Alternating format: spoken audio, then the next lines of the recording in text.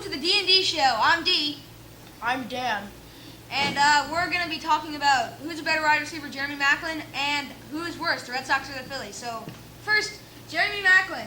Deshaun Jackson, who do you think is better? Well, I definitely think it's Deshaun Jackson. If you look at it as stats-wise, last season he did have not a good season, but if you look in the other seasons, he has way more touchdowns and way more yards than Maclin does. Well, I think that Jeremy Maclin is such a better player. He's good for long gains and short gains. Deshaun Jackson's only good for long gains, just for good catches. He's a good catcher, but he can't really run far. So he can get like 50-yard plays, but that's all he can do.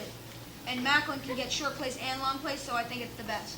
We're now taking calls, and we have Dave from Seattle. Yo, what's going on, guys? Here you talking about Deshaun Jackson, Jeremy Maclin. Who's better? I gotta agree with D here. It's definitely Jeremy Maclin. Yeah, Deshaun Jackson spreads the defense and all that, but Jeremy Maclin does have better stats. He's the more reliable receiver. Deshaun Jackson's more of an explosive receiver. I gotta go with Maclin here. But what would you rather take somebody explosive that are sure if he catches the ball he will get you yards, or would you want somebody who will catch the ball and will get tackled as soon as he catches it? Reliable guy. He doesn't always get tackled. He can spread the defense as well. He's just not as fast. Yes, but as soon as Deshaun gets it, As soon as he does, he doesn't get it very often though. Well, yes, but he is a one-of-a-kind player, but his only one-of-a-kind thing is to, catch the ball for long yardage. So I think we're just done with this topic now. Now let's go on to who's worse, the Red Sox or the Phillies. I definitely think it's the Phillies. The injuries have been terrible. The Red Sox have kind of went into the same situation as last year. They just fell apart. Everyone in Philadelphia, it's just really depressing to see the Phillies this bad of a season. Yeah, well, the Red Sox are on a tough AL East, but the whole AL East is not doing so well this year. I mean, the Yankees are doing pretty well, but not as good as they've been doing the past couple of years. The Yankees are in the top of the division. Yeah, we're going to take callers on this subject.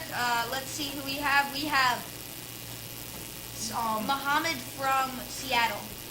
Well, the Red Sox, you're saying the Phillies have injuries, but the Red Sox have just as many injuries. I mean, Jacoby Ellsbury is injured, Josh Beckett's injured now. Carl Crawford has been injured for the whole year, and I mean, it's just as bad for the Red Sox, and they're about the same amount out in the East. So who do you really think is going to do better at the end of the season? I think the Red Sox, because they have most of their key guys out, like Jacoby Ellsbury, Carl Crawford, Josh Beckett.